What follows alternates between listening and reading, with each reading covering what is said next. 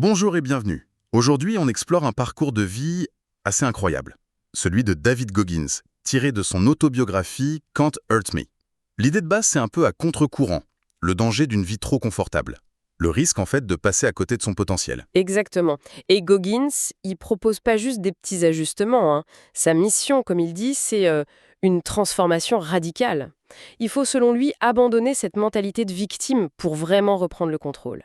Et le livre Can't Hurt Me, c'est le récit de ça, de cette transformation face à une adversité extrême, on peut dire. Oui, tout à fait. On parle d'une enfance marquée par la violence, le racisme, et comment il a forgé ce qu'il appelle un esprit blindé. C'est ça qu'on va essayer de décortiquer un peu, son parcours, les épreuves, et surtout les outils mentaux qu'il a développés. Alors, commençons par le début, ce qu'ils appellent le creuset initial, l'enfance à Williamsville. Sur le papier, ça a l'air pas mal, mais la réalité. La réalité, elle est très sombre. C'est dominé par la figure du père, Tronis Goggins, un père violent. Oui, il y avait cette façade de réussite avec Scatland, la patinoire. C'est ça. Une image publique nickel, mais en privé, c'était autre chose. Pour David, dès 6 ans, Scatland, c'était le travail forcé. La violence physique, psychologique, quasi quotidienne. Le père contrôlait tout, l'argent, leur vie. Un environnement de stress toxique permanent. Le livre décrit des scènes très dures, des nuits de travail, la peur constante, comment on se construit là-dedans. C'est très difficile. Ce stress chronique, ça impacte le cerveau en développement. Ça bloque l'apprentissage, la gestion des émotions. Goggins a traîné ça longtemps. Sa mère a fini par s'enfuir avec lui et son frère en Indiana. C'était vital. Mais les séquelles, elles étaient là. Et l'arrivée en Indiana, ça n'a pas tout résolu, loin de là. Non, pas du tout. Ils étaient pauvres, David avait d'énormes difficultés scolaires, il a redoublé, il lisait mal. On lui a même diagnostiqué un TDAH, peut-être à tort d'ailleurs. Et puis il y a eu le racisme. Ah oui, à Brazil, Indiana, une petite ville très blanche, c'est ça, hein? Exactement, il était l'un des seuls noirs, donc insultes, menaces, même une arme pointée sur lui, sa voiture vandalisée avec des graffitis racistes. Et la réaction des autorités scolaires, d'après lui, a été très insuffisante. Ça a créé beaucoup d'isolement, de colère en lui. On comprend mieux le point de départ difficile. Après le lycée, ça continue d'être compliqué. Ouais, il est un peu perdu. Échec scolaire, il triche, il sèche les cours, il abandonne le basket, il sent vraiment sans direction. Et puis, il y a un premier truc qui le marque, l'histoire d'un pararescueman de l'Air Force, Scott Guerin, un survivant d'un accident de chute libre. Ça l'inspire à s'engager. Oui, ça ravive quelque chose. Il veut rejoindre cette unité d'élite, les pararescues, mais il échoue. Encore un échec? Pourquoi? Il abandonne la formation, en partie à cause de la peur liée au trait drépanocytaire, une condition sanguine qui peut poser problème en plongée par exemple, ça le bloque. Et après avoir quitté l'Air Force, là c'est la descente. C'est là qu'il prend énormément de poids. Ah oui, il monte à près de 136 kilos. Il dit qu'il voulait cacher David Goggins. Il prend un job de nuit comme exterminateur pour Ecolab. Il pulvérise des cafards. Il se sent au plus bas dégoûté de lui-même. Il a vraiment touché le fond. Et c'est souvent là, au fond du trou, que la lumière peut apparaître, non? C'est exactement ça. Un soir complètement épuisé, il zappe à l'atelier et tombe sur un documentaire. Ça montre l'entraînement des Navy Seals, le BUDS. La difficulté extrême de la chose. Et là, déclic. Un déclic monumental, une épiphanie, comme il dit. Le désir de rejoindre une unité d'élite qu'il pensait mort revient en force. C'est ça qui va lancer sa première vraie transformation. Et cette transformation, elle commence avec un outil qu'il crée, le miroir de responsabilité. J'ai trouvé ça assez percutant. C'est central chez lui. L'Accountability Mirror, c'est un rituel quotidien. Il se met devant le miroir et il se parle, mais crûment, sans aucune pitié pour lui-même. Il liste ses faiblesses, ses échecs, ses excuses. Brutal. Très brutal. L'idée, c'est personne ne va venir te sauver. C'est à toi de faire le boulot. Et ensuite, il colle des post-it sur le miroir avec ses objectifs précis. C'est une confrontation constante. Et ça marche. Visiblement, il perd 48 kilos en moins de 3 mois. C'est énorme. C'est phénoménal. Ça montre déjà sa capacité à call his mind, comme il dit, à endurcir son esprit. Il lutte contre la faim, la douleur de l'entraînement, la dépression même. Mais c'est pas que physique. Non, il y a aussi le défi scolaire. La SVAB, le test militaire. Exact. Il échoue plusieurs fois. Son niveau de lecture est très bas. Alors il développe une méthode. Fastidieuse, hein.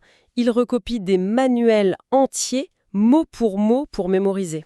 La détermination à l'état pur. C'est ça. Et ça paye. Son niveau de lecture grimpe en flèche. Il passe de l'équivalent du CE2 à un niveau lycée en 6 mois. Il réussit la SVAB au 3e essai. Il convainc les recruteurs malgré son poids initial et leur réticence. Il est qualifié pour le BUDS. Le voilà donc face à l'épreuve mythique des SEALs. Et là encore, ce n'est pas une ligne droite. Ah non, pas du tout. Il lui faut 3 tentatives pour passer le BUDS. La première fois, pneumonie. La deuxième, fracture de la rotule. Rien que ça montre une persévérance assez folle. C'est avec la classe 235 qu'il va enfin affronter la fameuse Hell Week.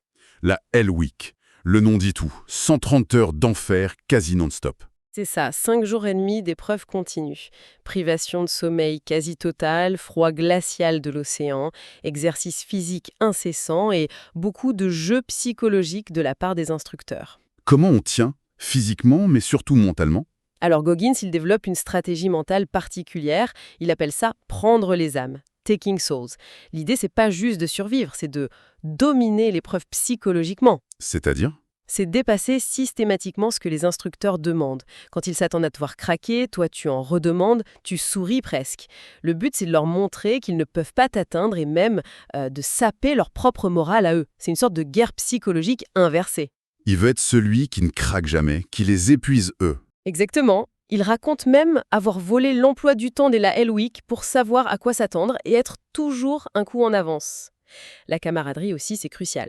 Son équipage de canot, le boat crew tôt, il se serre les coudes. Mais ça reste extrêmement dangereux. Très. Il faut le souligner. D'ailleurs, un candidat de sa classe, Mr. Scope, est mort pendant cette Hell Week. Ça montre les risques extrêmes. Il faut un mental d'acier, mais aussi un corps préparé et un peu de chance aussi, sans doute. Goggins, lui, il termine avec des fractures de stress aux 2 tibias. Mais il finit. Il est diplômé SEAL. Devenir SEAL, ça pourrait être le sommet. Mais pour lui, on dirait que c'est juste une étape. Il se lance dans les ultramarathons après ça. Oui, assez vite. La motivation au début, c'est lié à ses frères d'armes. Après l'opération Red Wings en Afghanistan, où des SEALs sont morts, il veut lever des fonds pour la Special Operations Warrior Foundation, qui aide les familles. Et pour ça, il choisit le défi de l'ultramarathon. Et il attaque fort, direct, avec des courses comme la Badwater 135, une des plus dures au monde. Oui, mais il n'est pas qualifié au début. Le directeur de course Chris Kosman est sceptique. Pour prouver qu'il peut le faire, Goggins doit courir 100 miles, la San Diego One Day. Le truc, c'est qu'il a que 3 jours pour se préparer. Et il n'a quasiment jamais couru sur de longues distances. 3 jours, sans entraînement spécifique. C'est typique de Goggins. Et c'est pendant cette course de 100 miles où il souffre le martyre qu'il développe un autre outil mental, le cookie jar. la boîte à biscuits. Qu'est-ce que c'est que ce truc? La douleur hurle quand il veut abandonner. Il ouvre mentalement cette boîte. Et il y trouve quoi dedans? Des biscuits. Chaque biscuit, c'est un souvenir d'une épreuve surmontée. Ça peut être un truc énorme comme finir la Hell Week ou un truc plus petit comme avoir réussi son test ASVAB après des échecs. Chaque souvenir lui rappelle qu'il a déjà traversé l'enfer et qu'il s'en est sorti. Ça lui redonne de la force, de la conviction. Ah, c'est malin comme technique. Une sorte d'automotivation basée sur ses propres réussites passées. Exactement. Ça lui permet de puiser dans sa propre histoire pour continuer. Et il finit ses 100 miles en moins de 19 heures, ce qui le qualifie pour Badwater. Incroyable. Et il y a un autre concept fort qu'il développe, la règle des 40%. Oui, la 40% de rule. Ça vient un peu plus tard lors d'une autre course ultra, la Earth 100 à Hawaï, une course technique et brutale. L'idée est assez simple mais profonde. Vas-y. Quand ton esprit te dit « stop », t'es fini, t'as tout donné, tu peux plus, eh bien, selon Goggins, à ce moment-là, tu n'as utilisé que 40% de ta capacité réelle. Seulement 40%. Ça veut dire qu'il resterait 60% de potentiel inexploité. C'est ça l'idée. Il y aurait une énorme réserve cachée derrière ce mur mental de la douleur et de la fatigue auto-imposée. La clé, c'est d'apprendre à pousser au-delà de ce premier signal d'arrêt. C'est une remise en cause assez radicale de notre perception des limites quand même. Complètement. C'est une philosophie qui dit « va chercher plus loin, l'inconfort est le signe que tu progresses ». Il utilise cette règle pour finir la Earth 100, malgré des conditions météo pourries, il perd son sac d'hydratation, bref, la galère. On voit bien le mental qu'il s'est forgé, mais la vie lui a réservé d'autres batailles involontaires cette fois. Des problèmes de santé graves. Oui, Et c'est un tournant assez fou. On découvre très tardivement qu'il a une malformation cardiaque depuis la naissance. Un trou dans le cœur, une communication interauriculaire. Mais comment? Comment il a pu faire tout ça? Les cils, les ultras, avec un trou dans le cœur? C'est la question que tout le monde s'est posée. C'est presque un miracle médical qu'il n'ait pas eu d'accident grave avant, surtout en plongée, où le manque d'oxygène aurait pu être fatal.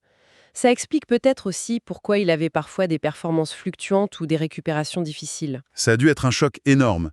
Et la fin de sa carrière opérationnelle chez les SEALs, j'imagine. Ah oui, clairement. Il subit 2 opérations cardiaques. La première ne règle pas tout, il a des complications.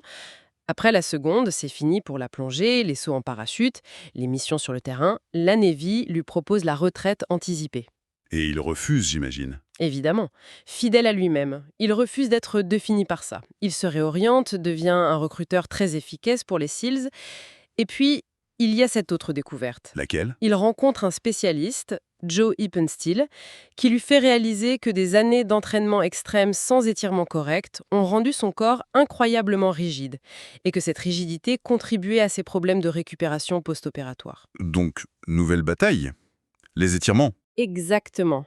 Il se lance dans un programme d'étirement hyper intense, douloureux, mais qui, selon lui a sauvé la vie et lui a permis de regagner une mobilité et une santé qu'il pensait perdues. Encore une fois, il transforme l'épreuve en apprentissage. C'est vraiment sa marque de fabrique, ça. Ne jamais subir. Toujours analyser, agir, apprendre. Tout à fait. Et même après ça, il ne s'arrête pas. Il retourne faire la Ranger School de l'armée, il est même diplômé Enlisted Honorman, le meilleur sous-officier. Il tente 2 fois la sélection pour la Delta Force, l'unité la plus secrète de l'armée US. Il réussit? Non, il échoue les 2 fois. La première à cause d'une blessure à la cheville, la seconde à cause d'une erreur de concentration, selon lui. Mais ce qui est intéressant, c'est comment il utilise ses échecs. Les fameux AAR, After Action Reports. Oui, les débriefings post-action, il les applique à lui-même. Analyse rigoureuse de ce qui n'a pas marché, pourquoi, comment faire mieux la prochaine fois. L'échec n'est pas une honte, c'est une donnée à traiter pour s'améliorer. Il applique ça aussi à son record de traction? Exactement. Il voulait battre le record du monde du nombre de tractions en 24 heures. Il échoue plusieurs fois. Il analyse tout, la nutrition, le matériel, l'environnement, le type de barre. Il ajuste, il réessaie. Et finalement, il réussit. 4030 tractions en 17 heures. Ça dessine une philosophie de vie très particulière. Il parle d'être hors norme parmi les hors normes. Uncommon amongst uncommon, oui. C'est son mantra. Le refus total de la complaisance. Une éthique de travail féroce. Pour lui, la semaine de 40 heures, c'est du temps partiel, c'est 40% d'effort. Il insiste aussi sur l'importance de gagner sa matinée, d'affronter la difficulté tôt. Oui, commencer par le plus dur et cette idée fondamentale. Il n'y a pas de ligne d'arrivée. La quête d'amélioration, de dépassement, elle ne s'arrête jamais. Il utilise son passé douloureux non pas comme une excuse, mais comme du carburant. Même après sa retraite militaire, il continue à chercher la difficulté. Il est devenu pompier combattant les feux de forêt. Oui, à 43 ans, encore un métier physiquement et mentalement exigeant. C'est sa nature. Si on essaye de synthétiser, ce parcours, c'est l'illustration d'une capacité hors norme à transformer la souffrance en moteur, en force. C'est une démonstration assez extrême de ce que peut l'esprit humain face à l'adversité. Et les concepts qu'il a forgés, la responsabilité absolue, l'esprit endurci, le cookie jar, la règle des 40%, ce sont des outils nés de cette expérience extrême. Mais les principes derrière, je pense, peuvent parler à beaucoup de monde. Oui, c'est là qu'on peut faire le lien. Même si on ne vise pas des exploits pareils, l'idée que la résilience, la force mentale, ça se travaille, ça se cultive, c'est universel, non? Tout à fait. Il ne s'agit pas de devenir Goggins, personne ne le peut probablement, mais plutôt de s'interroger sur nos propres limites, celles qu'on s'impose souvent nous-mêmes. Cette idée qu'on a tous des réserves, de force, de volonté, de capacité d'apprendre, qu'on n'exploite pas toujours, souvent par peur de l'inconfort, de l'échec peut-être. C'est exactement ça. On préfère souvent rester dans notre zone de confort même si elle n'est pas épanouissante. Ce qui nous amène peut-être à la réflexion finale, si cette règle des 40% a ne serait-ce qu'une part de vrai, si on fonctionne souvent bien en dessous de notre potentiel réel. Alors, ouais, la question se pose. Quelles sont ces limites qu'on s'impose, consciemment ou pas? Quelles sont ces zones d'inconfort qu'on évite à tout prix? Et qu'est-ce qu'il faudrait, juste un petit pas peut-être, pour commencer à explorer un peu de ces 60% qui dorment en nous. Une question à laisser mûrir. Merci beaucoup pour cette analyse passionnante. Merci à toi.